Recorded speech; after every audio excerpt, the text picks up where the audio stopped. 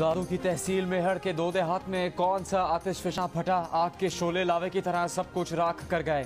देहात को जंगल की आग की तरह जकड़ लिया। थोड़े थोड़े फासले पर बने 125 से ज्यादा कच्चे मकानात खाक हो गए।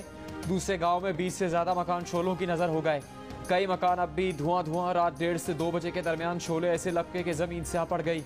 आग 9 बच्चों की जिंदगियां निकल गई। 160 जानवर झुलसकर मौत के अंधेरों में उतर गए।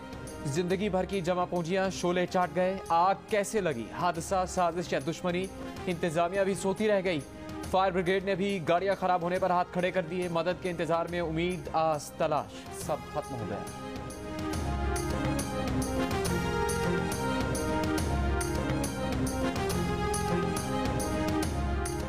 दादू के देहात में आग कैसे लगी? क्या हादसाती तौर पर शोले भड़क उठे?